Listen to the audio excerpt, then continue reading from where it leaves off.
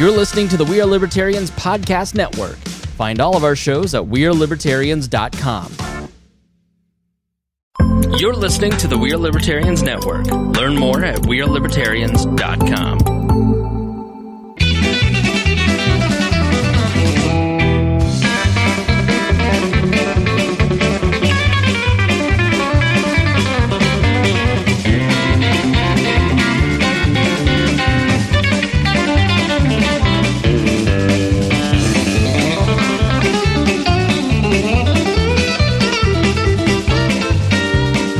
Welcome to the Boss Hog of Liberty podcast. This is episode number 185 of the Central Indiana's favorite podcast. I'm Jeremiah Morrell. Today I am joined by co-host Jesse Riddle, producer Chris Guffey, and I guess co-host Zach Burcham. I'm back. Again. Yep. What's up, man? What are we doing? Well, we're going to talk about some national news, talk a little bit of local news, COVID, of course. First, we're going to thank all the Patreon people. It's nice and toasty in here, thankfully. And that's due to all the people that chip in a couple of bucks or more than a couple of bucks every month. And if you contribute $50 or more a month, you get mentioned at the beginning of every show. So big thanks to Chris Lamb, Christy Avery, Jonathan Phillips, and Anthony Meyer. If you want to buy some Boss Hog merch, and you can also support the show that way. Guffey's over there about to post the links up in there. And the T-Chip stores, BHOL 1, 2, 3, 4, and BHOL mug. Man, you went so fast through all that. We were supposed to drag this out. There's not much of a show planned. And now we're like 80% of the way through the shit we were supposed to say. Well, it's over. Hope you guys enjoyed the show. This show is about our lives in rural Indiana. We're here to push your boundaries and make you think as individuals. Sometimes we will provoke you. Other times we'll make you laugh. Hopefully, you'll always learn something new. Oh, man. So we did have we had a Patreon segment that was nice and long and windy and went all over the place. So that was good. I encourage you all to join that. Check it out. It's good stuff. Jesse, you were wearing a very generic mask. We do have BHOL masks now. Yeah. There are gaiters. If you want to. Well, the gaiters have been scientifically proven to make it worse. It's all theater, man. And none of this matters. You're just trying to appease big government that tells you what you have to do. I like masks. They released that after I bought like 7 of those gaiters. I'll say the one I bought, it was a Hanes mask. Like I bought like 12 or something of them for like $24. It worked out to like $2 a mask. So I bought a gaiter, and it wasn't big enough. I was gonna say, looking at you and me, I don't think gaiters are gonna work well. We got big necks. The gaiter I have doesn't fit this number 18 neck over here. Yeah. I have my neck's 19. It's 18, 19, somewhere in that range. Yeah. I went into get a fitted for a shirt one time, and they told me, yeah, you're not going to be able to find a shirt here. Sir, do you have a neck extender? Well, it was like Von Mar. It's like Von Mar. And I'm like, they're like, well, we need to measure your neck. They're like, yeah, you're going to have to go somewhere else. And then you go to the big and tall store. So yeah. And those shirts do not fit me at all. It's like wearing a sheet. They're huge. They're just massive. I like a normal mask I throw on if it's going to be quick off and on, like walk into a table in a restaurant. But if I have to wear one for a while, I got the neck gaiters for like the track when we went there, and you're expected to have it on for a while, just a little less cumbersome. I got the very first mask I bought is the best one I've had, and that's what I've been using. The Wood Brothers mask, the Wood Brothers racing team. It's actually big enough to fit my face, so I'm happy. I have that problem. I've got 2 of them. This one's technically small. It looks like I'm wearing underwear. Everyone has made fun of me for my mask. Let me put it back on for me. Let's show where it is. Let's show. Oh man. Well, how are you going to protect? How are you going to protect all of us? I don't know. You've lost your mask. It's in my pocket. Okay. It looks. First off, it looks very skimpy. It is like a little bikini. It is. Little bikini. Yeah, it's a very. So I have to take my headphones off. Aren't you supposed to shave your beard for this? If you love us. Like a bikini line, but I don't, I'm all natural. So it looks very underwear-like. Yeah. It does look like it's right out of the Hanes. It is. It's Hanes made collection. from the same cotton as the underwear.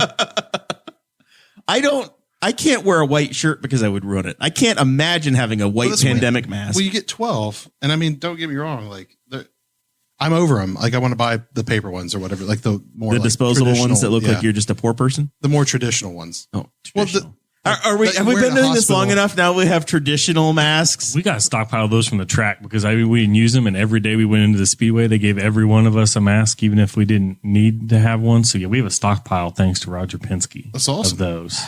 Those were nice because they would bend down. Yeah, so if you were wearing your glasses, they have a wire and then they would hold. Yeah, these do too. Yeah, that is an advantage. In my horrific Georgia trip, I also had a contact that drained out at one point. So one evening, I had one contact that just decided it was going to go. I didn't know that was a thing. Yeah, so you put your contacts in a case. Oh, and I thought you meant it drained out of your eye. No. That's what I was thinking. No. Mike, I go back to get my contacts the next morning, and one of them's floating lovely, and one of them is all just dried and decomposed, and I had to rehydrate it. So it was going to take like 3 or 4 hours to do that. So that morning, I had to wear my glasses. I haven't worn my glasses with a mask in a store. That is a whole other level of horrible. Oh yeah, that's why. I mean, that's the mask technology is coming a long way. Yeah. I needed like some duct tape to run across the bridge of my nose. It was awful. All the inventors are like, well, crap, these aren't even useful because they never talk to their customers. Right. They never wear glasses or something with them. I don't understand it. They needed some Steve Martin from the Jerk. Some innovation has to come in. Yeah, I think I tried to wear a mask with sunglasses once. I was like, oh, this is awful for people that have to wear glasses. It was just fogging up constantly. It's a good transition though. If you're in Los Angeles.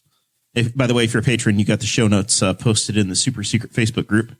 Or if you follow my story, apparently I posted them there. Ooh, little bonus content from Jesse Riddle. I didn't know that was like exclusive. Very premium content. You're just giving away the farm over just there. Over here, I'm a pirate. We're gonna dock your pay. How many people viewed your story? Now I need to know. Yeah. How many people checked up on it? 37 people. I'll let you know by the end of the show. We'll check in. So Fortune magazine had an article that is linked in there today, saying that the mayor of Los Angeles has I don't know what kind of home rule they have, but he has basically said you can't go walking down the street. Well, I read it right, and the gatherings are limited to a household.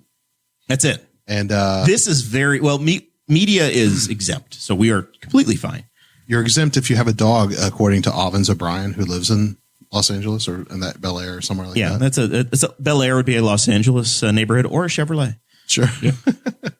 Yeah. She made a post about this actually like a day or two ago. And she kind of listed like how like ridiculous. Like I think if you're exercising, you can still do it. Like I think certain exercising. Golf is still okay. I say golf is still. Politicians will never outlaw golf. Well, I think gyms are still Thank goodness. Open. Like I think you can still go to a gym. I'm not. It's insanity. I know my cousin lives and works in Los Angeles. She's a bar manager. She's out of work again. Second time. Completely shut down. Can't do it. Yeah. If you're a business, the money quote here that I had says, this is from the governor in his order from yesterday. We must minimize contact with others as much as possible. The steps were needed to avoid risking the quote unquote needless suffering and death. The order replacing his order from June, so they've been living under this for quite some time, prohibits public and private gatherings of people from more than one household and states that all businesses in the city that require people to work on location must stop operating. Walking, driving, travel on public transportation, bikes, motorcycles, and scooters are prohibited. So you can't ride your bike. Other than those undertaking essential activities. And that's basically, at this point, grocery stores. Like grocery stores, hardware stores, that's about all they're considering to be essential. They're locking it down big time. We'll see how they enforce it. I follow some guys on social media that they say at least these are big car guys, and they're like, at least I can still go for a drive. And up until like I knew it was Sunday, every Sunday I see this guy. He posts up. There's a place in in the greater Los Angeles area where they're still doing an completely unorganized but amazing cars and coffee every Sunday. And like Jay Leno shows up, all these guys show. It's like a heavy hitters, cars and coffee. And they said they can't shut down because there's no organizer. People just know to show up. People just come. And so it'll be interesting to see how if they try and crack down on stuff like that. Because I don't even understand how you can enforce any of that. Like, so if you travel to Los Angeles and you're over the age of 16 years old right now, you have to complete a form online upon arrival that says that you're going to. It's essentially a waiver. That you're going. You're aware of like the rules and regulations. That you're going to abide by the rules of the locals. Otherwise, it's a $500 fine potentially. It's insane, man. But what if you pay the $500? Are you free to roam around? No, they'll probably shoot you. They'll probably shoot you. Because I'm like, it's actually worth the $500. I built it into my travel budget. So yeah, I'm going to Santa Monica Pier, bitches. It's $8 to get out on the pier and $500 for the fine. I wondered that when they early on when they were doing lockdown tier, and we had a couple of tracks that opened up, and one of them they said, "Oh yeah, they got fined $1,000." I'm like, they sold a couple thousand tickets. What's $1,000 to them? Like $500. It's like it's nothing. It's like, yeah, what's I just don't understand how you can enforce that. Zach, government always escalates. You know, the first time it'd be 1,000. They said you didn't get it, so now it's 50,000. And then when they say, okay, well, we'll pay that, then they'll just come shoot your dog. That's what's going to happen. Or you're walking your dog and well, that's essential. Shoot the dog. Now you're out. Now you're a criminal. Yeah, now you're a criminal because it's always going to be violence and it's always going to escalate. Am I wrong, Jesse? It is always going to be violence and it will always escalate. Actually, it'll escalate before violence. And then that violence does escalate. No, it gets worse. They kill your dog, then they kill you. That's what I was saying. That's what pandemic masks are going to do. You're complicit. Some of us, I wear mine voluntarily because I don't want to possibly give my craps to anybody else. Right. I've always germaphobe before all this. So you're hoping we all just keep wearing the masks anyway. That would be wonderful. You want the sticky people away from you. I mean, if nothing else, just imagine the unneeded interaction trying to check to see if somebody's travel is essential. Because you have to stop them and talk to them to ask them if it's essential, and that's an additional interaction between people that would not have had interaction before for extended periods of time. Oh yeah, it's in not close proximity. yeah, because you normally they don't. I mean, they might I guess go your passenger side window, but maybe there's a passenger, but they're leaning in the car. I was curious. I guess during when stuff was really locked down back in March and early April was how many cops were just actually patrolling? Because most people out around here, and even in Indy, it was pretty dead. I remember one day, in April, I drove to Indianapolis, and it was surreal. It was there's nothing, no one out here. There's nothing going on. I was on the interstate, and it was if you've ever taken 69 south towards 69 that goes down to Evansville. Yes. Yeah. It felt like that, but heading into Indy, the road to nowhere with nobody on it. This is super weird. And I didn't see much traffic until I got into the city. There was obviously. Rest assured, there's plenty of traffic on I-70 now. I think it's been shut down 3 times this week. Oh, I go there. It's every day. I go weekly. Yeah. I mean, for the long time, I wasn't taking it because the traffic was terrible. So this week, the folks in Britain got approval. They can start taking vaccines. They're good to go. Pandemic is over. It's cured. It's cured. If you go to England, you're good. I work with some folks in the UK. I guess I haven't talked to them about this, or maybe they talked about it and I wasn't paying attention. But you just ignore those emails at your workplace, just like you do it whenever it's involving the JR Hildebrand race car. And I say, hey, what's going on? You're like, I don't know. I don't read the emails. I don't read those emails. Oh, well, I literally no. I mean, I'm hey, on a team. Hey, do you want 8 sweet passes? Nah, I don't read the emails. I don't read the emails. What my point was, I literally work on a team with people from the UK, two women. And why do they have to be women in this story? I'm just letting people know. Okay. Salesforce. That's women. All right. Anyway, the point being, or not really the point, but something that is funny about this is my first day on that team. Sometimes I just go into shitty British expressions, and someone's like, "Hello," I was like, "Hello," and then they were the next person said hello, and they said it back, they're just being funny, and then I learned they're British, and I was like, well, now I'm just the asshole. It was it'd be great if they just did really shitty stereotyped American accents back to you. I should have asked them. They're Texans. Yeah. Could you be a Texan? Yeah. For the entire what do you time? think we sound like? And just have you ever watched those videos on YouTube? It's hilarious. They're really good. People doing American impressions. It's great. I've been watching. There's this probably 20-year-old kid who he's a British kid who reacts to videos, and a lot of them are American. Yeah. And he's getting ready to get into the Revolutionary War series, and I'm really looking forward to that. Because if you look from England's point of view, they're like, yeah, America just happened. They do not teach anything about the Revolutionary War, and the average guy in the street would be completely shocked that we got our independence from Britain. Just it's not ingrained in the society over there. How interesting of a history class would it be to teach the lessons from two different sets of books, winner and loser, just to see how different it is? And you could do it in the United States. Well, that's what's going to happen with this election. Yeah. Depending upon what meeting you go to. Man, it is. That's something I've never thought about. All of our stories have been projected as the winners. Right. Even though not necessarily we were. Yeah. But if it was a close draw, we still won. Yeah. But it's like, imagine being like, we lost. I do remember being an American crazy. kid going, God damn, we won every war. Yeah. What a record. I think Pat McAfee talks about undefeated in world wars and just, but you think like, Spangle posted a funny meme this week. It was like, imagine losing World War and your whole country just disappears. And it was a picture of an Ottoman disappearing and then a turkey coming out. And you think about anything like, because I always think of something like the Ottoman Empire. I'm like, oh yeah, it's some ancient stuff. And you're like, oh no, that was like 60 years ago. Yeah, that wasn't that long ago that was around. They did exist until then, but over that full period of time. So vaccines are coming, and I kind of am excited about this part. And this is where it's going to be controversial. So we're going to divide the audience at this moment. Are we? President Obama, President Bush, and President Clinton have all said this week that they would publicly be more than happy to take the vaccine. Once it's proven to be safe, they're happy to be the demonstration guinea pigs and say, yep, I'll do it. Obama did said it first, and then Clinton and Bush were both contacted, and they said, yeah, sure, why not? I'll do it. I don't care. Basically Obama said, as long as Fauci says it's good, then I'm good. I trust him. I'll go. So is that leadership, Zach, or is that just tribalism, and they're going to give them a placebo, and you're going to get the bad vaccine and die? Which one's going to happen here? Do you trust this? Yeah, I kind of trust them, but I falsely trust some politicians sometimes. I don't have been defending them locally lately, but yeah, I think that and I know a lot of people don't like him, but he seems to lead by example in some situations. I saw a picture of him. He's like, oh, Black Friday. He goes shopping locally on Black Friday. I was like, and he hits bookstores. So I was like, yeah, I think that they're setting. He went out. Set an example. He's supposed to be staying home to this save was from lives. past years because he said normally this is what I'd be doing on like Small Business Saturday.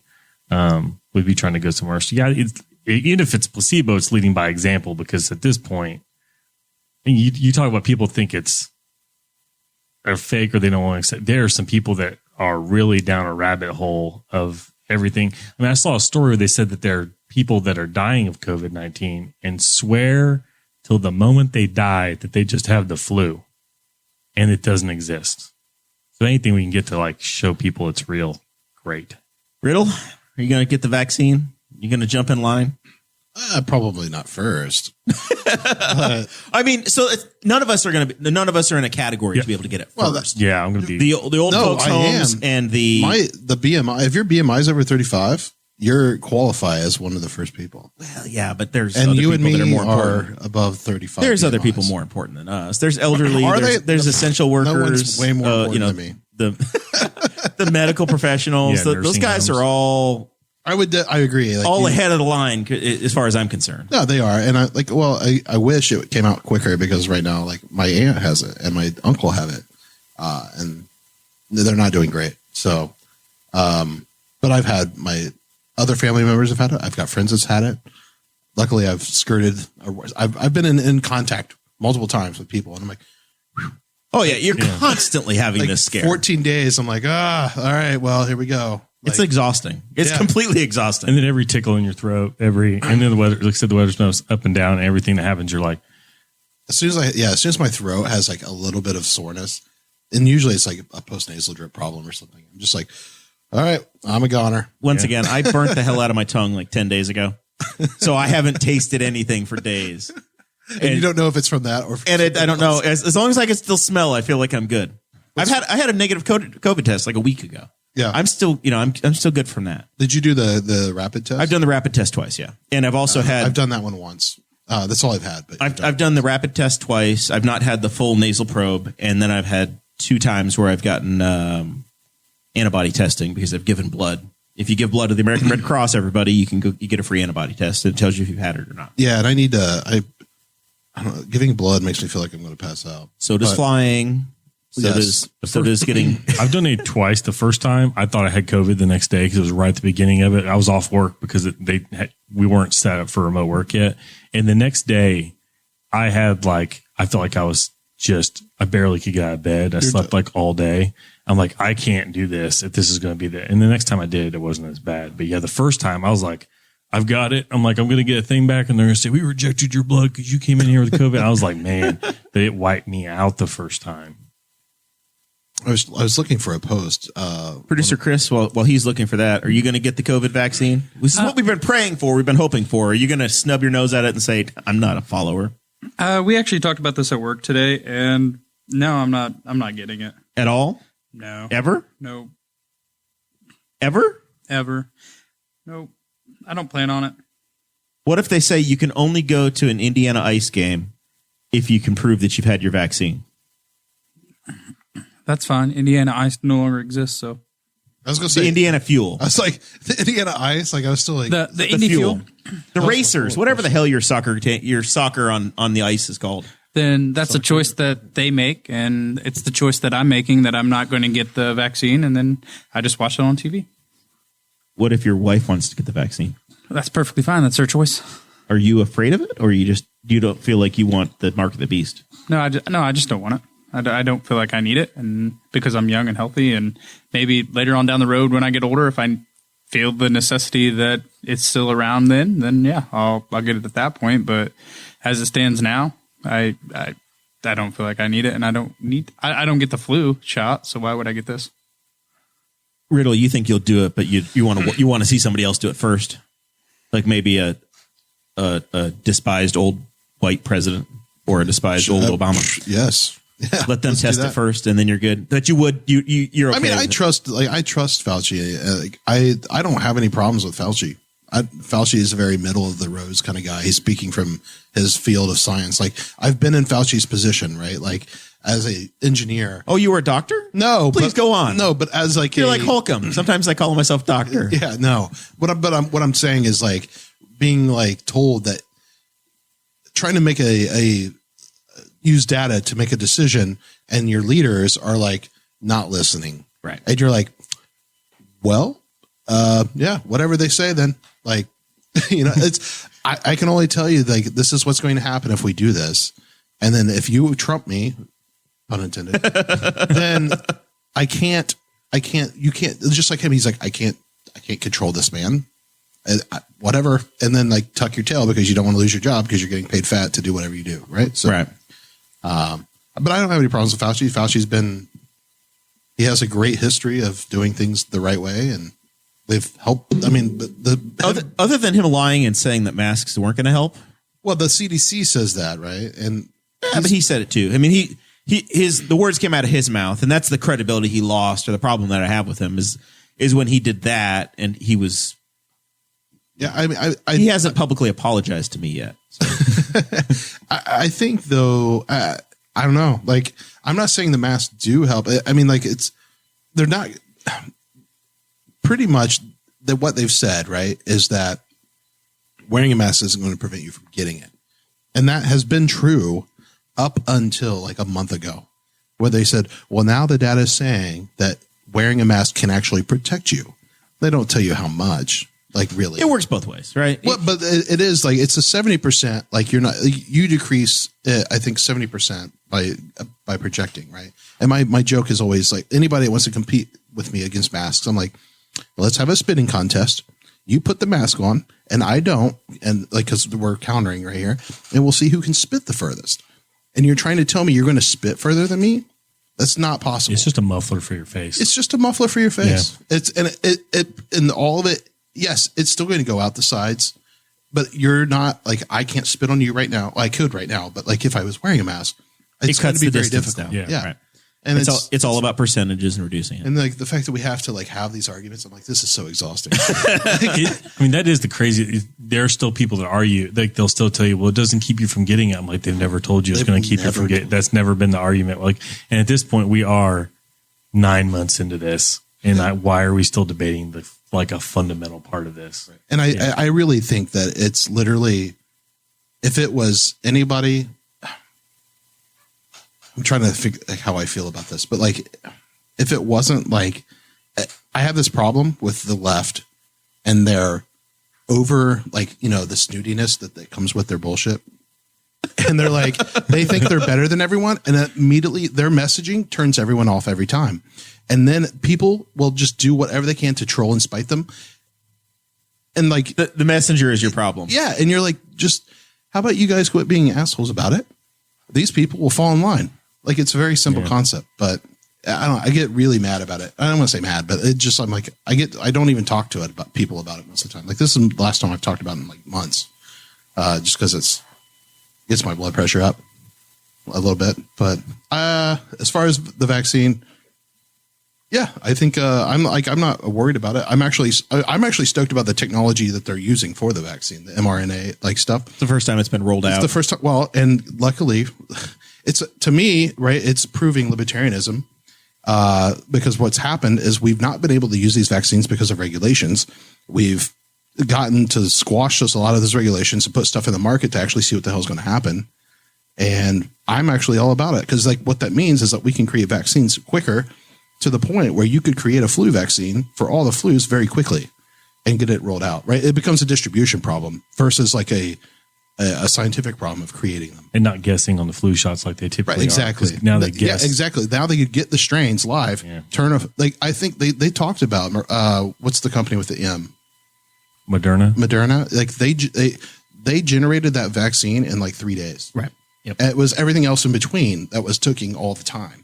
Like the trials and everything, right? Right. Yeah, they've tested it on like 30,000 people, and they're finding like 99% but once we solidify success rate, the mRNA stuff, which is kind of like, I don't know how much this plays into the CRISPR stuff or not, but once we trust that process, as a society, like we're going to be able to roll out these things much quicker, and we'll probably be able to solve cold problems, like getting the common cold.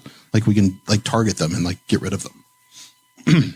I'm looking at it and think, boy, we've been pretty much praying for a cure, right? Like praying for somebody to figure it out, and then we say, "Oh, hell with that! I'm not taking that. I don't trust it." Like, well, that's the hypocrisy there is disturbing as well. I'm like, man, polio's. I don't have polio. We got rid of polio. We got rid of smallpox because of vaccines. Well, I know it's new, but if they've truly tested it on the people that they have, and they've seen I'm good. Whatever. Let's go. Let's sign me up. I'll wait. I want to go sit in turn 3 for the Indy 500, and if this is how I do it, then damn it, I'm doing it. Yeah. Well, that's my thing. Is like everybody's complaining, right? Like, well, I want to do this, want to do that. I'm like, then get the damn vaccine. Like, it's your chances of dying from the vaccine, depending on your age range, is probably way less. And apparently, the one thing they are telling people is like the first day after it is awful, but they said it's a day. It's not weeks and months. Right. And the only part that has me a little bit concerned is that people have to come back a second time, and then they're scared people won't come back. And I'm a little bit concerned that people will just bitch out and flake out and not come back. That's the thing. You have to explain it to them and say, tomorrow's going to be awful. The rest of the day is going, whatever it is. I mean, the flu shot for me is not fun. I got it, and like, I couldn't sleep on that arm. I'm a side sleeper. I'm like, I can't sleep on my arm for like, it hurt for a day. It wasn't horrible, but it's like, this isn't fun. But you're like, if I don't get the flu, then great, I'm better off. So I got the flu shot for the very first time this year. I got it last year. I'd never done it before. And people are like, you're going to be sicker than hell. I'm like, my arm hurts. It was 7 days ago. I haven't. It did nothing to me. Yeah. I'm fine. Nothing happened. Oh, you didn't turn autistic? That's weird. No. Well, I mean, I already was. So exactly. I made the post today. I said, the number one side effect right now for the SARS-CoV-2 vaccine is that you turn into Limp Bizkit. And they're like, what? And I was like, it's just to make fun of autistic. I was like, it went over so many people's heads, but I was like, I just want to tie in Limp Bizkit because. All right, Jesse Riddle. I know about it. You messaged me this week and said, what the hell is wrong with Henry County government? What? So that's why you're here. Obviously, like the commentator, I was just like, man, this is over the top. This guy is on the microphone all the time. But anyways, yeah, I haven't been paying attention to local politics, unfortunately. So you know that we have a couple of new county commissioners again. Ed Tarantino's finishing his second year. Yep. Steve Dellinger replaced the late Kim Kronk. Dellinger's who I ran against, right? No. All right. You're thinking Steve Duggar. Duggar. All right. Steve Duggar, ages ago. It's been a minute. Yeah. Yeah, Steve 1, Steve 2, whatever. Steve D. Steve D. Yes. So Steve Duggar back in the day. Former Councilman Duggar. Former guest of the show. So Steve Dellinger is going to be the new county commissioner for the Middle District. and Bobby Plummer was elected. She'll be replacing Ed Yanos, who did not run for re-election.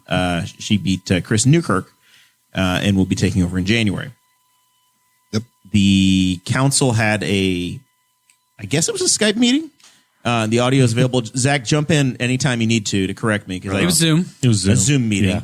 According to Clay. And at the end of this conference call that they had, apparently it was, hey, I've been hearing that we might have made, that there was a change made. And this is, by the way, it'd be great if all of the county meetings were recorded, because this is fantastic that we actually get the audio to hear what's going on.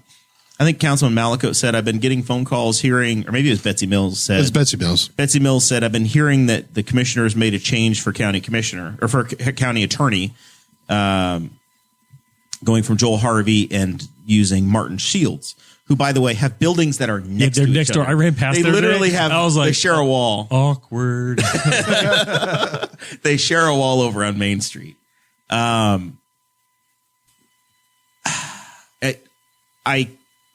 I'm very concerned when I look at this that the commissioners met outside of a meeting. All it takes is two commissioners to make the decision, right? So if there are two commissioners that decide that they want to go in a direction, they can do it at any time. And there's only three, right? And there's three, yes. And one of the three is Ed Yanis, who's on his way out, said he wasn't asked. Right. He wasn't consulted. So there wasn't. He wasn't consulted, and the new council or commissioner was consulted. Correct. Yes. So correct.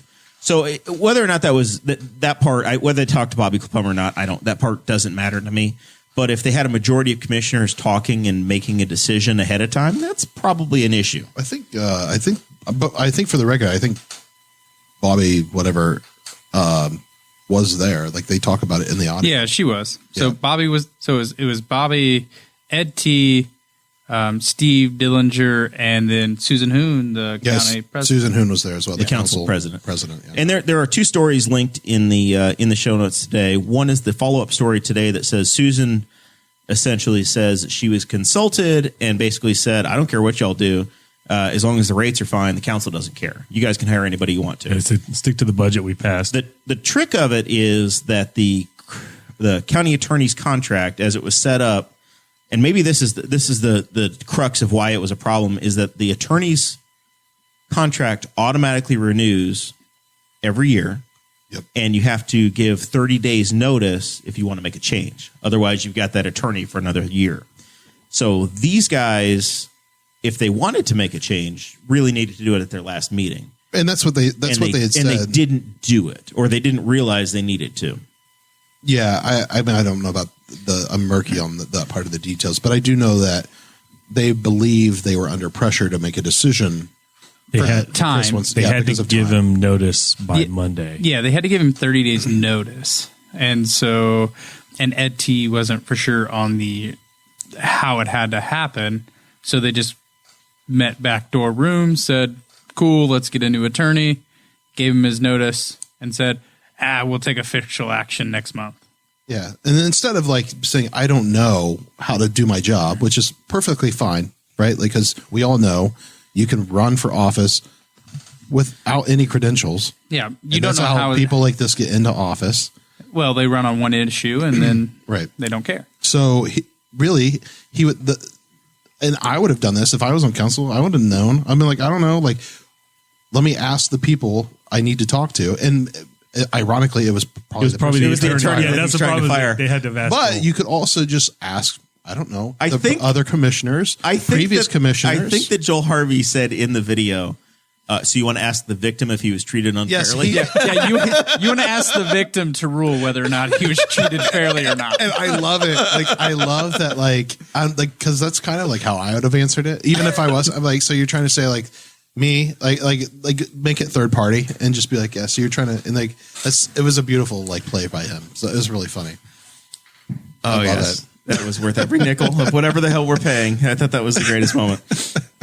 He's a hell of an attorney at that point. I'm like, that's great. If anybody ever sits in a meeting, the attorney is pretty impressive to watch, because I go to city council meetings and they'll ask just random questions about something, and the attorney usually has the answer, and they're like, oh yeah, you can do this, this, or this, and they know. And so it's not like, I'm kind of interested to see how much Mr. Shields knows about that kind of stuff because Joel's the city attorney, he's the council attorney. He's very recently become the city attorney. Yeah, he did when Mr. Copenhagen retired. I think the end of last year. I think. Yeah, he retired beginning of this year. And so December. Yeah, there's like a bunch of just random questions that they're really good at answering the questions on the fly. I'm good. You can fill yourself though. All right. You go ahead. Yeah, I don't know. I don't know if Martin Shields has done this job previously in other communities or not. That'll be interesting to see. It's very sad that our boy Sean Rao was passed over, not even considered. Yeah, public defender. They Sean didn't. Rao. They didn't. I mean, he's the Liberty defender. Sean Rao, planning commission attorney. The day that they haul me in for doing something wrong, I'll call. Sean's going to be my first call. Better call Sean. But apparently. Apparently, they didn't have an open interview process. This is a group, though, that ran because they said that there was not enough transparency and there was shady stuff going on. And some of them have been involved in shady stuff, and they haven't even been sworn into office yet. Yeah, there's already controversy in bits, but I don't know. Like, I think you need to pick your own counsel, right? Like, I do think that it's fair for them to. The commissioner should be able to have the attorney they want to have. That part I get. The timing of it is probably very much a rookie mistake, and it does not look good. Yeah, and you can't meet out of your meetings. You can't make these decisions out of your meetings, and they can fix it at this next meeting when they say, "Yeah, okay, we're going to vote on this." Yeah. But it's a very bad look. I think the problem was they already sent him his notice. Right. And like they could have held the notice, but I guess he needs 30 days. He needs the 30 days. So, yeah. They needed to do it at the meeting before. Correct. And they just, again, it's about you're in a position, you're not going to training. Supposedly he's like Ed T has been offered training. And it's been there for 2 years now. Yeah. And it's like, look. When we come to January, hell, right now, once we come to January, he's the most experienced county commissioner. That's it. He's the veteran. That's hysterical, but it is. It's like, the deal. And we talked about this with Nate Lamar 2 weeks ago that we have an entirely new county government. Yeah, the county commissioners are very, very raw. And what he said, I think Nate said at our last one is you need to defer to your attorneys and the people that know. And now that's we got a new attorney. Yeah, I would. I mean, sorry, I don't want to cut you off. Oh, you're fine. I was going to say, I think, these people, it just really depends on how power hungry they are, but I don't think they want to deal with this, right? They don't want to be mocked in public, which is what's happening. And I would imagine they may forfeit their runs next time, No. This is the second time they've gotten tripped over because they did something with them. They had to get a moratorium in place for solar or something like that, and they threw it on the docket real quick, right? Within, it was 24 to 36 hours before, some people questioned the legality of them even taking action on something and they did that in November or October. So they're getting caught up a lot on timing. Riddle, did you break my mic flag over there? Hey, I dropped mine earlier. At least as it hit the ground, it just falls down the cord. These have been around for a couple of years now, and I think the plastic that holds them up is starting to wear out a little bit. Well, you got to choose above the holder or below the holder. They get hollowed out. Yeah. I like the look of them this way, but it's probably safer if they were the other direction. But they may fall out if you go the opposite direction. I think it's fine. I've talked to one person that's in the current government recently, who's relatively new, and they seemed undecided if they would pursue their chair again, their seat. So I don't know. It's important to note that the county council and the county commissioners both have been employing Mr. Harvey as their attorney. Yeah, and the council's going to have them now. The council still has Harvey. The council still does have Bill Harvey. We're footing the bill for So I think I don't know how that's structured. I don't know if it is a hourly rate or if it's an annual rate or how that portion I believe works. one of the Courier Times articles, I tried to catch up both of them, one said that if Mr. Shields will accept the hourly rate that Mr. Harvey was taking, and then the county council said, okay, then we're fine as long as he's going to accept the rate and it's going to be the same. They couldn't cut a better deal? I mean, he's a new attorney. He's unproven. He could have taken 80% and just try it out for a year. Who knows? We don't know. They aren't in sales. Just saying, if we're going to shop it out to a different bidder, we could at least take quotes. You could have definitely I would have been like, look, here's an RFQ for attorney services. Yeah. Who wants to be my guy? I feel like we only have the other question is like, why is there only 2 attorneys and why do they have That's what I said. Our boy Sean Rao got completely cut out. Yeah, well, even I'm just saying any attorney, like it's like, why are we picking the 2 that have apparently locations downtown? Well, they're near the courthouse, so yeah.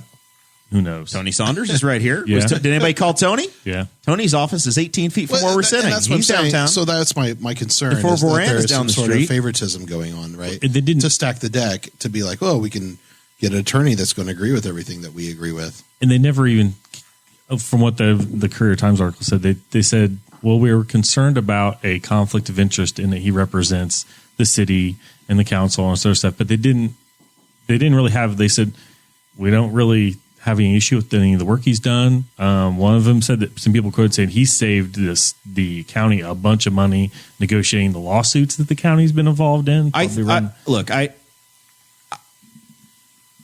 You don't have to search for an excuse to make a change. Yeah. Right. The county commissioner should have a counsel and a counsel as in their attorney, somebody that they want to work with. And if they want to make a change, I think that's entirely fair. And if they want to do that, okay, fine. I think when I was on the park board, Joel Harvey did some work for us, and I thought he was excellent. I really enjoyed working with him, and it went well. But if they're more comfortable with somebody else, then I think that's fair. The problem is that the way the rules are set up is that they had to do this 30-day deal, and they were inexperienced and didn't realize it. Maybe if they don't want to have this again, then they need to say, hey, you need to set your contract so that they start March 15th, and then you carry somebody over so that the new elected and seated commissioners make the decision. Well, yeah. And if it's a year-to-year thing, maybe wait a year to see if you're comfortable working with them. Because one of them hasn't actually worked with him, and one of them has worked with him for what, a month or 2. Mm-hmm. Well, that's my thing is that the other attorney, I believe, is to some degree has been vocal on, or somewhere, right? It may be in like publicly, but not as like an attorney, right? On the sides of the things, the couple issues that these people operate on, that person is pro that thing. And so they want to give them, because they want to stack their decks, right? Like they want to stack everything up so everything's in their favor.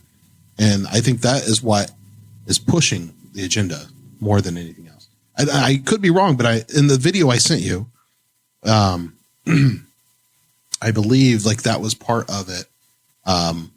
One of the reasons why they wanted to switch was that like that person knows that this attorney is a little bit more vocal about their positions. I don't know. We'll see. We'll see what happens. Ultimately, I really don't care, but we're talking about the chess games being played, and then we're just commentators here. Adios, Henry County. You can deal with your own shit. So you're gone, Guffey. Yep, I can't harass the council members that I've harassed for years. It's just sad. Do you know who your new county council member is up in Delaware County?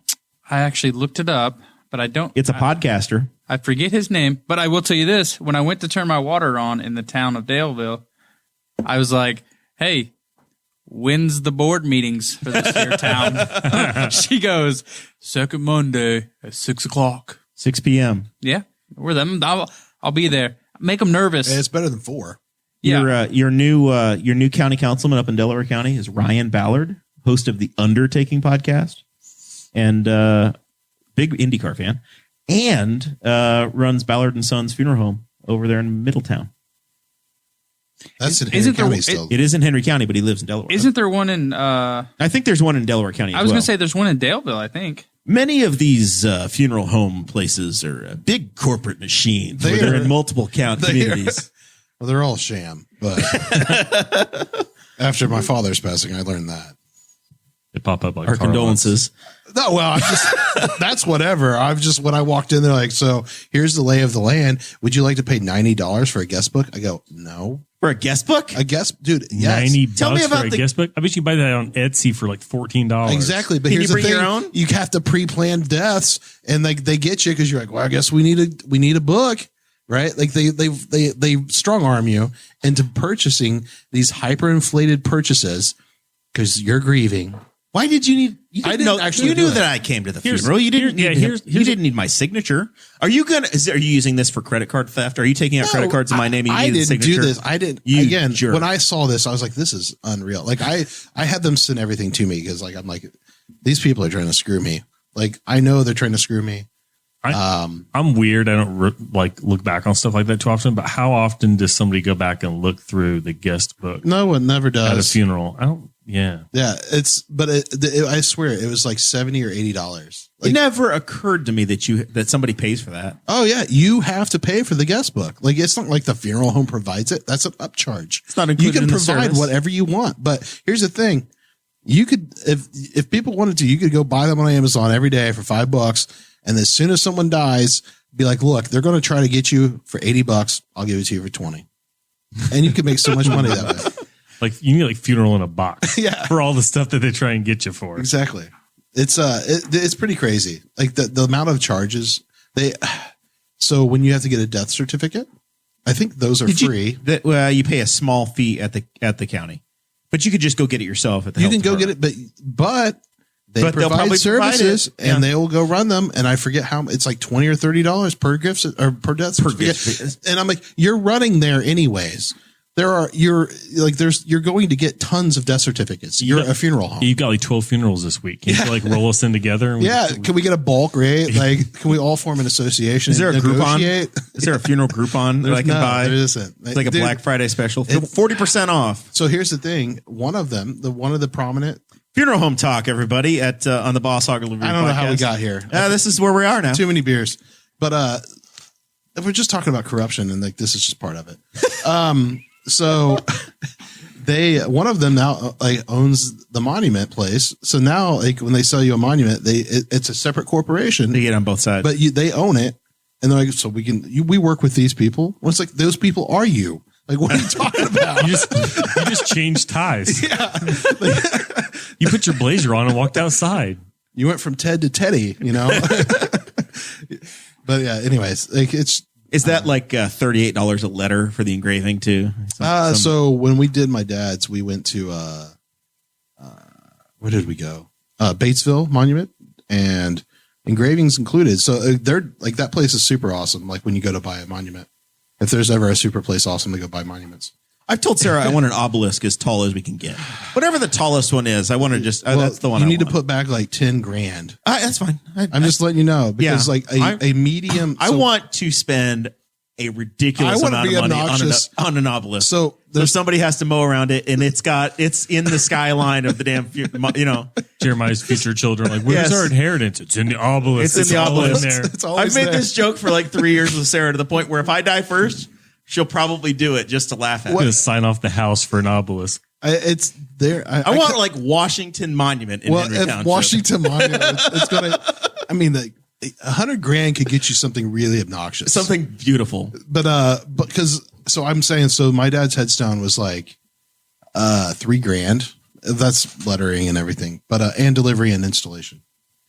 Tax, title, license, registration. Yeah, but so that's the thing is that so like I've always had this thing where I'm like, cemeteries don't scale. Like that doesn't. It's not a scalable platform. Like you're going to run out of property, and it doesn't make sense. But anyway, so I'm like, maybe I should be investing in plots so I can resell them in the future. Wow. Because my dad's plot and my mom's plot, I think it's like $600 each in Knightstown. I was like, this is insane. So if I bought these and like, yeah, if like they really would be buried nice, I'm like, what's going to cost you $1,200 a plot? I double my money. And like, even the guy at the headstone place, he's like, I'm not going to lie, I've considered it. I was like, because he understands how like crazy it is. Put like a for sale by owner sign right Just in the plot. You knew Phil, huh? You want to be buried by Phil? It's $1,300. Well, I think I've been saving the spot for you. I think that's going to happen. Let it go today for $1,250. I would not be surprised if government. I'm trying to rope this back in. No, I've really enjoyed this tangent. So, I think government's going to rope it in, and they're going to be like, "Look, we can't bury people anymore." They're going to force cremations and shit, right? Like, it's just eventually what happened because it doesn't scale.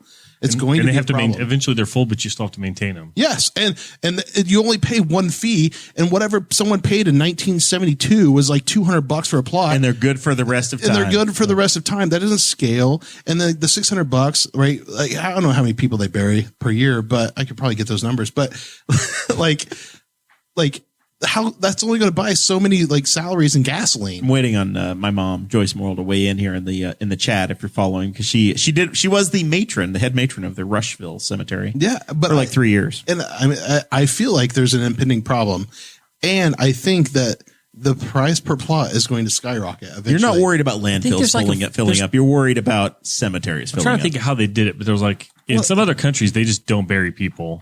Or I think they do, and it's like a short-term thing. Like you get it for a couple of years, like you lease it basically, and then eventually they move you out and they move you somewhere else, and somebody else gets the spot. Well, like you do run out of space eventually. They need to do it vertically, so that will probably be what we switch to first.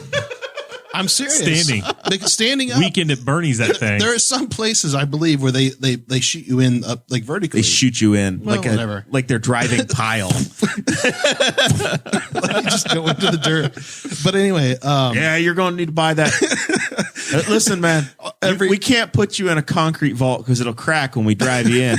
We need to go steel, and we got to put a tip on it so it'll go down through. Do you want to face your wife, or do you want to face the other way? They're going to look like bullets, you know. You want to face your wife or your mistress? Tapered. You pick. Yeah, but if you go in vertically, like that gives you way more square footage, right, to put people in.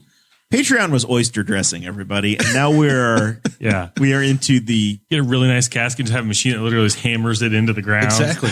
Just it'd be like air hammers, man. It's like driving piles. So anyway, Guffey, you got anything on this? All I know is I'm getting cremated. Don't you miss Dakota?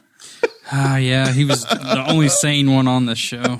He's busy getting swole. All right, final thing we're supposed to be talking about here. I threw this in here just for fun. How are we all doing with Christmas spirit? Were we feeling it? You decorated your house? Yeah, I was able to decorate my house on Black Friday because my wife didn't go shopping. So I'm like, well, I'm going to go down and pull all this stuff up. So we got our tree and all the decorations up, and I will hammer out Christmas movies like it's my job. I've already watched National Lampoon's Christmas Vacation, the Christmas Chronicles 1 and 2. Terrible movie. Which one? National Lampoon. Oh, you don't like that? You could just take off, Guffey. Yeah, you're an American. That's a great movie. I hate it. Oh, Cousin Eddie. I want a Cousin Eddie sticker for my camper right above the black tank valve. I could probably get that for my you. wife desperately wants to put together the Becky Dalton viewing party at some point in the holidays. She wants to get the Morrells and the Burchams together so that we can watch the Mrs. Hinch videos. I watched Home Alone. A good movie. Oh, yeah. Well, that brings back nostalgia for me. But yeah, my kids were not like. It was funny. He did not like when he stepped on the nail, but then when he got his head set on fire, my son just laughed. He just thought that was so great. And I was like, "Wait, Owen or Jackson?" Owen. I was like, "Wait till you see 2," because I think I watched somebody break down the second one, and they said in actuality they would have died like 6 times. Oh yeah, like, it gets ridiculous. It opens up the brick to the head off like a 4-story. They said that's over. The paint cans to the head would have killed you in one. Or you would have been definitely in the ER. He gets the iron dropped on his head from down the laundry chute. Yeah, that like burns him. Yeah, burns. Oh, the multiple falls down the ice would have busted up a shoulder. I mean, there are some major. Yeah, the doorknob is a horrific injury. That's horrific, nightmarish. Falling from on the. They cut the rope. Yeah, when they cut the rope and he falls from the zip line 38 feet in the air. See, I'm planning on knocking out a couple more. Like my wife went off and started. And I know that Harry and Marv are much older than I am now. I know if I fell from 30 feet today, I am not chasing the kid next door. I fall down I broke a leg at less a distance 20 years ago. I get out of bed and I injure myself. I don't know what we're talking about. I have legit hurt myself getting in and out of bed. Like I couldn't walk for a day or two. Like, if I just fall just from standing, it hurts a lot, let alone swing into a brick wall face first. Zach, that was my other problem on the Georgia trip. That I described the trip down in detail. Worth it for the Patreon. But join the Patreon. But I stayed in a Murphy bed, which was fantastic, great, very nice. but the way the Murphy bed was designed, the mattress was about 3.5 inches off the ground. Wow. So I was climbing in and out of this bed that is so low. With your bruised up knees from climbing on the truck. With all of my wounds from the trip down. But yes, I will knock out. My wife started a show on Netflix called The Crown about the British monarchy. And I'm like, I don't have time for this right now. It's not Christmas, and I've got Christmas movies. It's the most joyful I've seen April on Facebook in a while. Yeah, so I wouldn't take that away excited. And yeah, but I needed like the Santa Claus with Tim Allen. That's a 3-movie set. I enjoy those. Did you ever watch Krampus? That came out a couple years ago. No, I have not. Do you like horror movies? Not really. It's not terrible. Like it's kind of it's more funny, I guess, than scary. But Mixed Nuts is always my go-to. To eat? The movie. Never heard of it. Adam Sandler, Gary Shandling. It's funny. It's a very dark comedy, but it's actually funny. I think there's is it Deck the Halls or something like that? Steve Martin. There's one with Matthew Broderick and Danny DeVito that's pretty entertaining. Yeah, I'll just look up stupid Christmas movies and just watch away for the rest of it. I mean, still got 3 weeks to go. So what is everybody's favorite Christmas movie to watch? Huh? Mixed Nuts is my backup, but my true favorite is Christmas Vacation. When the theme song for Christmas Vacation comes on, just that song, I'm in a good mood. Oh my! I'm glad you're moving to Delaware County. Me too, take man. That negativity away from us. It's got to be the Grinch. No, I can't stand the Grinch. It's gotta be. And here's another question: do you consider Die Hard a Christmas movie? No, it's an action movie that takes place in December. It's a Christmas movie. I've never seen Die Hard, so I don't have an opinion. Before the internet, nobody gave a shit about that. It's just that's just one of those things that people like to say. It's another tribalism. It's a Christmas movie. That's not true. You didn't even think of it as a Christmas movie until 4 years ago. It is a Christmas movie. You stop it. You stop it. Stop it. You're being ridiculous. You're being ridiculous. I'm not going to help you Sunday. You move your own shit. I don't know how you're going to do it. Good luck. I mean, you don't even remember till you watch Christmas Vacation about Gillian Dreyfus being the next door neighbor and all the torture that they go through. That's spectacular. I'm like, you do have it terrible. I can understand why they hate them. Yeah. When the ice comes out of the gutter, goes through the window, destroys their stereo, carpet's wet. Screw them. What's really funny is like I watched that movie like when I was young. It just was always on TV, and I never really understood like how cultish, right, the actual movie is. But it's probably my favorite, although I don't watch a lot. Like, I haven't answered my questions, but Ernest Saves Christmas also. A very strong contender. Did you turn on Christmas Vacation? Yeah, he did. Yeah. We now have Christmas Vacation on the studio television. But Ernest Saves Christmas is pretty good. But I like a lot of Ernest films. So I grew up on Ernest. Ernest Goes to Jail is excellent. Ernest Goes to Jail is great. Ernest Halloween, whatever. Scared Stupid, great. I never did watch Ernest Goes to Africa. That was I did. That was too recent for me. Skip it. Don't watch it. It's terrible. But the Ernest Goes to Jail, is that the one where they're in the bank? Yeah. There's the electric chair. He turns into Electro Man. But there was a scene where they had like a floor buffer, and it's like on the ceiling, and he's like holding and it's like, I don't know. Those movies were always like over the top. Like they jump the shark as soon as the credits start rolling. Let's see. There's one where he saves the speaking of Britain, the crown jewels of Britain, and then there's that sounds ridiculous. What was your favorite like Ernest movie? Oh, Ernest Goes to Camp. I think I remember Ernest going to camp being pretty good. Ernest Scared Stupid. I used to watch it. Ernest Goes to School. Ernest in the Army. Slam Dunk Ernest. I no longer have camping, so I have found so much time to watch movies. Like I watched, and I have kids, so I don't watch like good movies. I've watched all the Shreks, which are fantastic. Actually, they hold up real well. There's a great adult level of humor in those. Yeah, is great as an adult, and your kids are like laughing, but they're not laughing at the same time as you are. I watched all the Jason Bourne movies and stuff. I've watched way too much television. I think Ernest Rides Again is the one where he has the crown jewels of England. Sounds like I'm gonna guess. I've never seen the full list. Dr. Otto and the Riddle of Gloombeam, which is a cameo. Apparently, I don't know.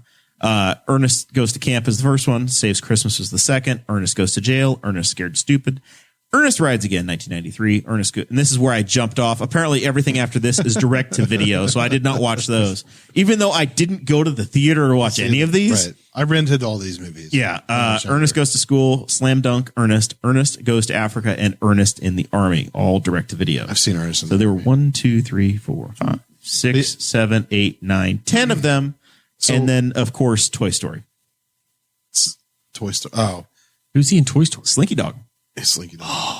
Did you know that? How did you? No, I mean, Your brother went to his grave, I believe, in Kentucky recently. I try to be pretty good about picking up voice actors because that's a fascinating thing, or it's fun for me to let's watch a movie and like Cars. The original Cars has a Michael Schumacher voiceover cameo, and I'm like, nobody even gets that's good. And then I think Cars 3 has the actual the Clackett brothers or whatever from NPR that did Car Talk, and one of them's dead.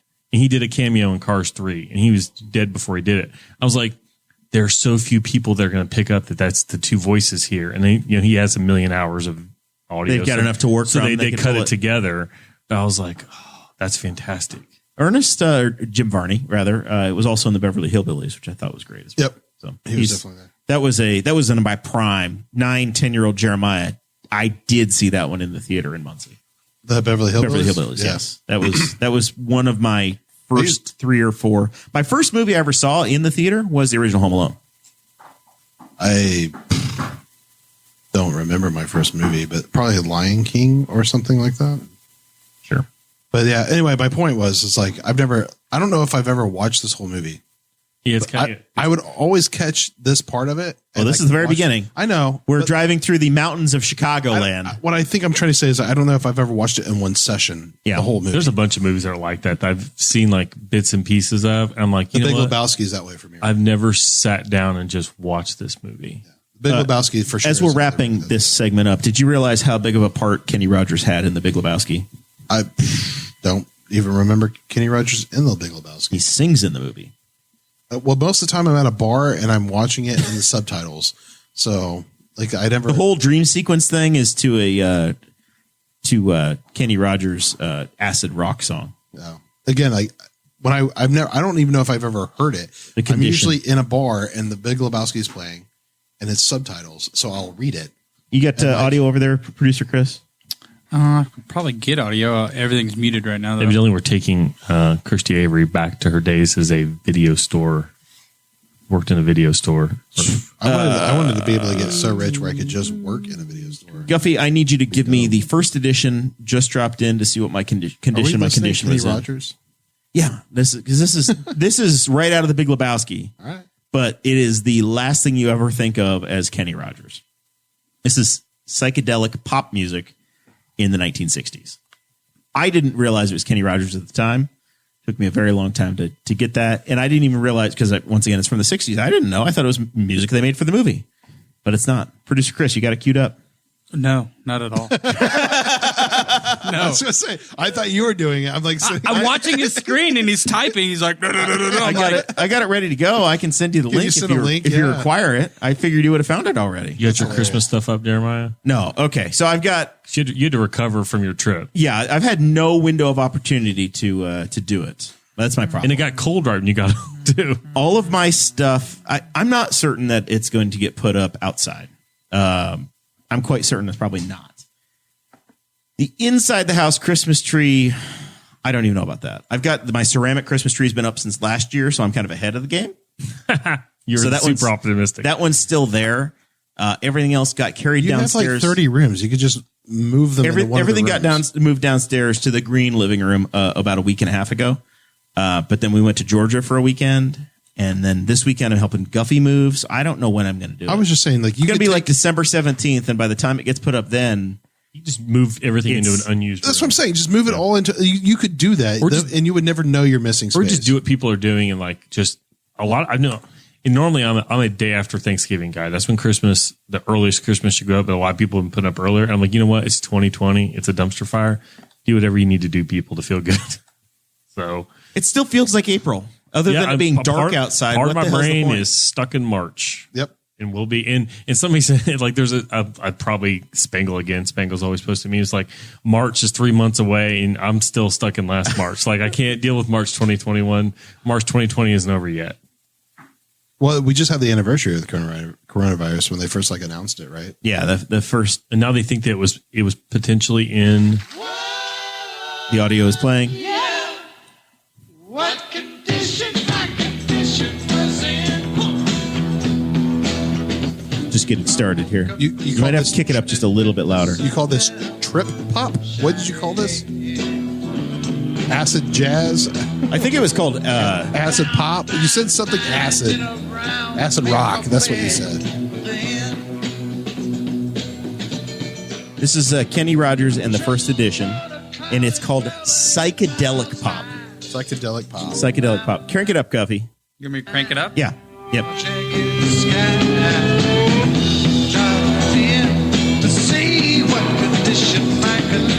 In The Big Lebowski, this is where he's like floating through the air, all screwed up, all on drugs, whatever. I think it happens 1 to 2 times in the movie. He's like knocking down bowling pins, floating through space. Again, maybe I've not seen that part. I've never seen The Big I've been Lebowski. piecing it part. It's a cult classic to people. And Yeah, I mean, I've not ever taken the time Market to sit down and Zero, watch it. Donnie, and then John Goodman gets his gun to kill you. Yeah. I mean, it's a great movie. Boondock Saints is my favorite cult movie. Yeah. Yeah. It's a good movie. All right. So good. So Christmas spirit, Guffey, you got it? Not really. Yeah. I don't have it. I'm more focused on, You're trying to move your buying life. the house, getting moved, doing all this. We were hoping that we might be in before Thanksgiving so we could invite some people over, have Thanksgiving. How's Didn't that working out? Didn't happen. So now we're going to try to get the house situated and ready and maybe invite a few people over for like Thanksgiving, Christmas Eve and whatever, just to have people You're going to over. counter program Dakota's family on Christmas Eve? Yes. How dare you? It's all right. Make me choose. It's weird. I never said you were invited. The Potters are. Make me choose between the Tom and Jerry's party, the Davis party, and yours. The Potters are. The Potters You're also invited to my Christmas Eve party. Yes. Will there be little devils on trees? It's just me, drunk, possibly barely clothed. maybe playing you'll come to the Rocket Elks Club for the Tom and Jerry's with me then. I'm not going to the It'd be great. My annual trip to a bar is on Christmas Eve. If it's open, Nice. I'm not sure if the bar is open. Which one? Currently, they are. The Ice House. Ice I House think is currently we the have bars several are open. bars that are in flux of ownership. And Oh. At one point, there were like 3 bars in Newcastle. Snedeker's is for sale. They were I know for that. sale, yeah. Yeah. There's a lot of liquor licenses up for grabs, and so I'm not sure if the Good Ice time to House- start your Snedeker's. brewery, Guffey. Snedeker's, new there any- scooters. Are there any of them that are smoke free right now? Like voluntarily smoke free? Not the Ice House. I have to shower after I leave there. Yeah, I was gonna say I've been to the Ice House. In, and in I theory, got a they're sinus all infection. smoke free by law. Scooters isn't. Are they? When did Town that pass? Tavern isn't. The county's had it for quite some time, a couple of years. Really? Yes. But check local listings on whether or not they're observing that rule when you go in. Oh no, I didn't think Henry County passed that law. Weird. Yep. Anyway, Not that I know. I was like, I don't either. Ordinance. I think this is the wrong Yeah. Newcastle ordinance. local ordinance. Okay, so it's not being enforced. I think state because it's definitely not a county. Henry County does not abide by the smokers thing. Okay. Anyway, sorry. Anyway, so Christmas spirit, Zach's got it. Me, not so much. Guffey, not so much. And Jesse's going to do the same thing he does every year. Or My mom asked me if I was putting up a tree, and I told her no. you need to borrow a tree. I am going to try to put up some lights, though. I just want Christmas. I think Christmas lights should be a year-round thing. I like them. Like they add a good ambiance to the world, most rooms. But All right. Final thoughts. Producer Chris. I've got nothing. You got nothing? You got a moving day. You normally advertise what you're doing on the weekend. Of all the weekends, this feels like the one where you ought to be like, hey, everybody, meet me at this place at this time to do this one thing. I don't want people to know where I live. I only want a certain view. It's the same rule with my house, my current place. It's going to be the same Is there rule. an online public record in Delaware County that tells everybody where you live? Join now? the Patreon, everybody. Hey, And Zach, I'm going to tell you, shut the fuck up. I don't want people to know that they have that ability. Chris Staten doesn't own anything yet. I just want to be able to vlog the old place. Nope. Once we've gotten everything out of there, the cat is safely in a crate. I want to vlog it for content. No. Patreon. Nope. Do it. Sorry. All right. Not happening. You could just break in after he leaves. We could do like black market podcasting. What kind of multi-level marketing are you over there doing nowadays, Jesse? What are we promoting? Alt Fort Enterprises? We doing? Are we joining? Are we getting people to sign up for Cricket Wireless over there? What are you going to promote? I'm looking forward to this. What am I going to promote? Man, it kind of sucks because I've dropped the ball, but I am going to be starting a online company called nerdsquirrel.com. And do you need to reserve this URL right now? I already own it. I've already owned it. I've got a logo. I've dropped the ball and not actually opened up the Shopify website yet. But the idea is to be a little bit more nerdier than like thinkgeek.com, who got bought out by GameStop. So if I can make this and get bought out, like that would be great. But it's more just to have like a place where I can place all of my products without the other platforms trying to deplatform me because they think I'm violating some kind of regulation or some sort of trademark problems that don't like. I'm not breaking, but to cover their own butts, they decide like I tried to make a shirt the other day, for example, of George Carlin, and I wanted like George Carlin was right, and I saw some comedian wearing this shirt. This is just said George Carlin was right. I was like, that's a beautiful shirt. Where did you get that? And it's like, I could just make this and put it on Amazon merch, right? So I put on there. Well, apparently you can't use the words George Carlin. Someone apparently has that trademarked. I don't know how you can trademark someone's name, but whatever. So they wouldn't let me post it. I could put Carlin. I just couldn't put George Carlin. Jorge Carlin. So anyway, stuff like that, just to have a place where people know where to go. And then my fees will be less on my stickers and stuff. Try to drive traffic that way. See if I can't get I'm trying to grow my sticker business horizontally. And if I can do that, that would be pretty awesome. Because like right now, I probably make like $100, $200 a month and very, very mostly passive income. Are you bought a house next to the post office just so that you can mail shit? Well, that wasn't the point, but it works out very well. Yeah. Once I saw that, I was like, well, this is where I'm going to live. Works out nicely. Yeah. But anyway, until the government closes that post office. Yeah. Well, that's fine. Whatever. We should get rid of the post office. But outside of that, I don't have anything else to promote, I don't think. What happens if you go to Los Churros in Knightstown and you order the Jesse? What happens? When you go there and order the Jesse, you get a roast con pollo. I should be rolling my R's there, but I'm terrible at it. And it comes with chorizo and pineapple. It's delicious. It's on the menu. It's on the menu. You have food named after you.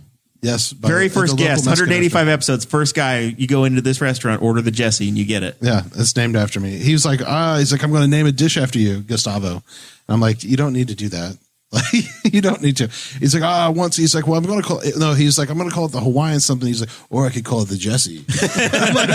I'm like, you don't need to do that, man. Like, you can do whatever you want. And he's like, And then he's like, look at the menu, he's like pointing at him like, God damn it. Did you create the combination? Yeah, I do it everywhere I go. They've put it on the menu at Los Amigos. They just didn't let me name it. I forget what it's called at Los Amigos, but it has its own name, but it's the same dish. It's just like when I go and I'm like, I want roast con pollo and I want chorizo and pineapple. All my friends go to those same locations. So we order it and then it like that combination propagates and everybody's like, well, we should just add this to the menu because otherwise they have to go in and like do ads all the time. Right. So just make it something. It's simple for them to like just make it. And a Mexican restaurant has 7,000 things on the menu anyway. Oh yeah. Does it have a number? No numbers. Hasn't got number status quite yet. Like it doesn't. It has a number during lunch, but you would have to be like, I want the Jesse lunch, and you would be able to get it that way. But there's no number. I don't think if you gave them the number, they'd be like, I don't know what the hell that means. So. I actually know multiple people with food named after them, and that's just because my brother worked at Scotty's. But not anymore because Scotty's isn't around. Yeah, when they opened up, and I knew most of the people that the food was named after, including Leslie, who had the Schumann, and it was the peanut butter jalapeno burger. Wait, I thought the Schumann was named after the stadium. No, it wasn't. I don't think it was Schumann. It's Schumann Stadium in Ball State. I thought they named it after the stadium. Nope, it was named after a Everything I know bartender server there who is she's hilarious. She was great. And she's the one that created it. She's like, let's do this. And yeah, she created the Schumann. So that is where that came from. Yeah, Dan's darn good rap. I knew Dan. I knew Tim. I know, a bunch of those guys. I could tell you who were. Because they all worked there. They all stuck around for a pretty long time. Yeah, I think like when Papa Roo or Mama Roo, whatever, one of the things I got there, like I got to have a name on it for like they did it as a special one day. So, but it wasn't on the permanent menu like this is. Yeah, you are a fixture as long as, and Mexican restaurants don't go away. Well, this is forever. With my friends at work, like I'm a brown guy with them, like all my Colombian friends and stuff. Like we're secretly like, yeah, you're a brown guy like us. I'm like, I know. You go in there and just order a me. You say, I want me. Well, that's what's always like. I guess I want the Jesse. Like it's super funny. It's super awkward, and I've also been like, what if you go in and you don't order the Jesse? Oh, they get confused. They get so confused. Like they're like, "What?" I'm like, "Yeah, I just want a burrito." Like, nah. So the other day, I was like an insult. Well, the last day I went in there, I was like, "Can I do the Jesse, but instead of like a roast rice, can I do like frijoles, like negro frijoles?" Yeah. So black beans, and he's like, "Oh, for sure, man." Like, and they brought it out. I was like, I was like, you guys shouldn't have, like, I'm still twerking this recipe. Like, it's not done yet. Everybody's putting the stamp on. I'm like, I'm not done. Like, I want the Jesse too. Yeah. The Jesse alternate. I'm going to have to create some different things with it, but they don't have this is like in football, they have an offense and you can take a play and you can flip it. You got like a whole playbook here. You need a whole section. It's just like Jesse's World. It's just different stuff. I need a website. Yeah, but if you go here, order this for me, like, because if I go to like Chili Water Brewery in Indy, I've got everybody on that train of like using the like ordering the chili, but you put in a they have a sauce like a Thai curry sauce or something. No, lime curry. Sorry, and it's like Bruno or whatever you guys know. MJ. He's former guest on the show. Yeah. So like one day he did it because I ordered it with him there, and then he's like, "Holy shit, man! You just changed my mind," or like just, like opened my mind up. I'm like, yeah. It's like, why would you not put lime and curry and chili? Like they are very similar spices. It's very good. So anyway, yeah, I have nothing to promote outside of. I feel like you promoted a lot. Eat local restaurants, and support your local community. Applebee's will never name anything after. Don't ever fucking go to Applebee's. That place is terrible. Half price apps in 17 minutes. Yeah, well. I haven't eaten dinner, so it was also very, very breaking the law busy when I came over here earlier. So Zachy B, LNK, always do LNK. Kid could have been here, but he's rolling around on a mat in Muncie. Are you the produce guy? No, he is. Okay. And I used to jump in here for him, so I'm like, I'll just promote. So they got the fruit stands closed, but you get their beef there. Beehive Body Company is my cousin's. She does like sugar scrubs and soaps and all that fun stuff. And she's got bath bombs. And so she's got stuff like a Warm Glow. And then she's got her own online store. So that, and yeah, eat local. We used to eat Montgomery's last week. And then we need to hit up Primo and some other places in town because they're good food. And you don't have to drive that far. Yeah, and they probably need the business. Yeah. Did you guys do anything for Giving Tuesday? I kicked in a couple. I did the Racing for Cancer thing on Tuesday. They had some cool stuff. Marshall Pruitt and his cast of characters. We kicked in over there. That was fun. I kicked in over to Hinch's charity, the Stop and Go Foundation. Very nice. Looking forward to some swag that's going to come in the mail. Get something to look forward to. So should be fun. And then racing, not IndyCar, but Roma Grosjean. Had a car crash on Sunday that was insane. You look that up online incredible. If you didn't see it. Jesse, did you see this? I've not seen it. Type in Roman. Roman Grosjean. Like Roman, like noble Romans? Yeah, Roman, and then just start typing GROS, and it'll probably be enough. GRO. I use a weird browser, so it's not going to autocomplete for me. GROSJEAN. He's Bahrain crash, and his car. He got turned into a guardrail, which normally you wouldn't hit because it's a straightaway. It's really Romaine, not Roman, I guess, but ROMAIN. And his Grosjean, okay. Yeah, and his car turned into the guardrail with such force that it just ripped the back of the car off, and then the part that he was in went through the guardrail. Are you watching the video? I'm pulling it up and caught fire. And the I don't want this audio. He's got the audio working. I don't want that. That's I always have to check to make sure. And he was very lucky. It was lap 1. And so Formula One has these glorious medical cars, AMG Mercedes wagons that drive behind the field for the first lap. And so luckily there was a doctor on site right then, and he extricated himself from the car, and he actually had to climb out the side of his halo. They have like a bar that goes around their head. He had to go out the side because the guardrail was on top. So the halo saved his life. He was evidently in there, and they're lucky. They used to have a 10-second rated fire suit. They went to 20 seconds this year. He was in there for 28 seconds. Wow. Got himself out of the car, and he just has burns to one of his feet because evidently I didn't realize this till He lost his shoe. He lost a shoe in there.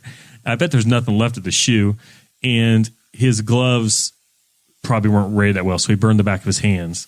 He has 3rd-degree burns on the back of his hands, but he was out of the car. They're spraying him down right now. He's jumping out. He's like, "Get me out of here!" Yeah, and you can tell his hands are bugging him right away because he's like shaking his hands. But yeah, it was the most insane accident. Then for him to walk drove out through the guardrail. I say for him to walk out, that's insane. And he's like in perfect condition.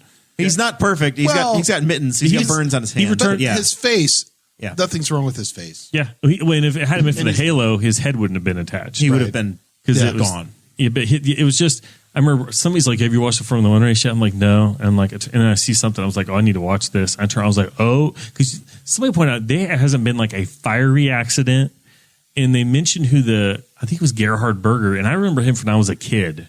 So it's been like 20-some years since there has been an actual like on fire accident, except in the pit lane. They have those periodically, but not really accidents. And for him to get out and like they show, it's just look it up. But the technology for him to survive that and to potentially be racing in 2 weeks. Like they say he might make the finale. He won't make the race this week, but he'll make the finale potentially. I dropped the video in the chat. With that, we thank everybody for joining us. Absolutely awesome to be back after the Thanksgiving holiday. We'll get this edited and back out for you guys tonight. Maybe first thing tomorrow morning, but probably tonight. And we'll see if we can bring Dakota back to work next week. We'll see y'all then. Thank you for listening to the Boss Hog of Liberty, which is part of the We Are Libertarians Network. I am Chris Spangle, and I am the founder of this network, and I invite you to listen to all of our shows, which you can find at wearelibertarians.com or by searching for these in your podcatcher. The flagship show is the We Are Libertarians podcast, where we apply libertarian principles to current events. The Brian Nichols Show is a conversation amongst Republicans, Democrats, Libertarians, Independents, as they talk about what is happening in the news. And we have many other podcasts like The Chris Spangle Show, Upward, The Cost, Raw Audio Politics, Miranda's World, and Tad Talk, which is quite a ride. So check all of these out. Go to wearelibertarians.com and you can check out all of our great podcasts. Thanks for listening. Thank you for listening to the We Are Libertarians Network. Get our other shows at wearelibertarians.com.